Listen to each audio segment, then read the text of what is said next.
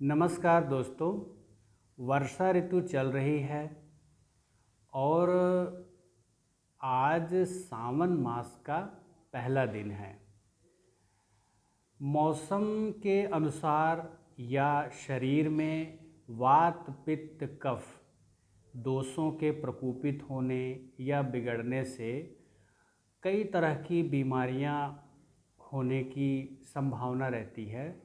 तो आज हम बात करेंगे कि वर्षा ऋतु में या सावन मास में कौन कौन सी बीमारियां होने की संभावना रहती है और उनका समाधान क्या होना चाहिए। सबसे पहले तो वर्षा ऋतु में जो जल का जो विपाक होता है वो अम्ल हो जाता है। इस वजह से हमारे शरीर की जो पाचक अग्नि है यानी पाचन क्रिया वो धीमी हो जाती है। और आयुर्वेद के अनुसार कोई भी जो रोग होता है शरीर में उसकी सबसे पहली अवस्था होती है मंदाग्नि यानी अग्नि मंद पड़ना यानी पाचन क्रिया कम होने की जो स्थिति है वो किसी भी बीमारी बनने की सबसे पहली अवस्था होती है। और अगर वात पित्त कफ तीनों दोषों के प्रकोपित होने की बात करें तो इस वर्षा ऋतु में वात का प्रकोप होता है और पित्त का संचय होता है। इसलिए वर्षा ऋतु में पित्त और वात से संबंधित रोग होने की संभावना ज़्यादा होती है। अब यदि वर्षा ऋतु में होने वाले रोग की बचाव या इलाज की बात करें तो यदि हम शोधन चिकित्सा की बात करें तो इसमें बस्ती चिकित्सा बहुत उत्तम होती है। वर्षा ऋतु में बस्ती चिकित्सा लेनी चाहिए, ऐसा आचार्य चरक और सुश्रुत कहते हैं।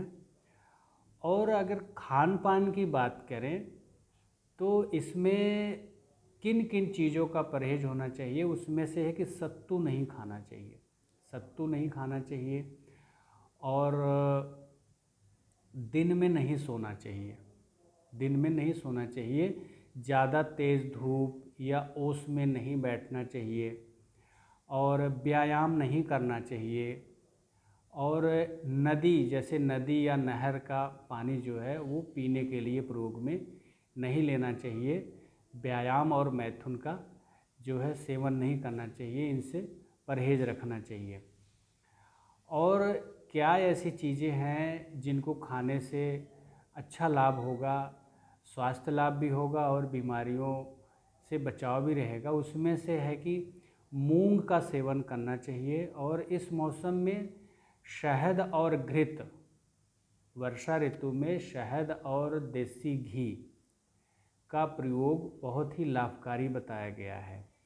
और क्योंकि अग्नि यानी पाचन क्रिया कमज़ोर होती है इसलिए पुराना अन्न यानी पुराना गेहूँ, पुराना चावल, जो भी पुराना अन्न है वो खाना चाहिए, क्योंकि पुराना जो अनाज होता है वो हल्का होता है, वो पच जाता है।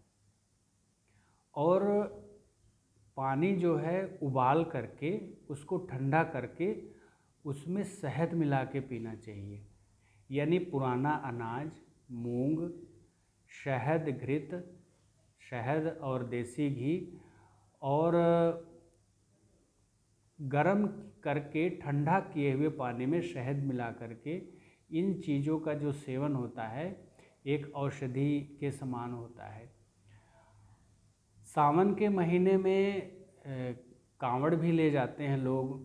अब कांवड़ के मामले में बहुत सारे लोगों का अलग अलग मत है, कुछ का श्रद्धा से और कुछ लोग इसको पाखंड कहते हैं। लेकिन हमारे आयुर्वेदिक सिद्धांत के अनुसार इसका क्या चिकित्सा विज्ञान है, आज उस पर चर्चा करते हैं थोड़ी सी।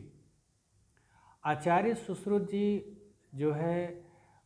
मधुमेह चिकित्सा में यानी शुगर के चिकित्सा में जो एक इलाज बताया है, एक औषधि बताया है, वो है पैदल चलना। उन्होंने कहा है कि शुगर के मरीजों को पैदल चलना चाहिए। शुगर के इलाज में एक मेडिसिन के तौर पे, दवाई के तौर पे उन्होंने कहा है कि पैदल चलना चाहिए या गाय चराना चाहिए। यानी गाय जब आदमी चराएगा तो गाय के पीछे पीछे चलेगा तो वो पैदल यात्रा हो जाएगी, या वैसे भी पैदल चलना चाहिए। तो कावड़ यात्रा में आदमी कितने मीलों पैदल चलता है, हैं? एक तो पैदल चल रहा है, और दूसरा आचार्य सुश्रुत ने कहा है कि हल्का भोजन करना चाहिए। तो इस समय क्या होता है कि कोई भी कांवड़ यात्री जो होता है, एक तो पैदल चलता है और दूसरा वो हल्का भोजन ही करता है, सात्विक भोजन करता है।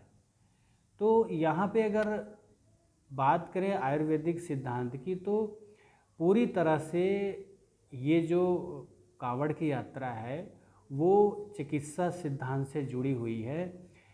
शुगर ही नहीं, कोई भी संतर्पण जन्य व्याधि यानी कफज व्याधि, जिसमें मान लो थायराइड हो, मोटापा हो, फैटी लीवर हो, कोलेस्ट्रॉल हो, रसौली हो, सिस्ट हो, ये सारी बीमारियां अगर आदमी इतना पैदल चलता है और हल्का भोजन करता है तो ये शरीर अपने आप ही इन बीमारियों को ठीक करने लगता है। देखो, हम किसी को पाखंड या अंधविश्वास तभी कह सकते हैं, तब तक कह सकते हैं जब उसके पीछे जो साइंटिफिक जो लॉजिक है, जो चिकित्सा सिद्धांत है, वैज्ञानिक चिकित्सा सिद्धांत है, उसके बारे में पता ना हो। जब पता हो जाता है तो वही हमारी श्रद्धा का भी केंद्र होता है, विश्वास का केंद्र होता है, और हमारे जो है रोगों की चिकित्सा का आधार होता है। इसलिए अपनी श्रद्धा से जुड़े रहिए और अपने शारीरिक और मानसिक रोगों का इलाज भी करिए। तो बोलिए जय धन्वंतरी, जय आयुर्वेद, हर हर महादेव।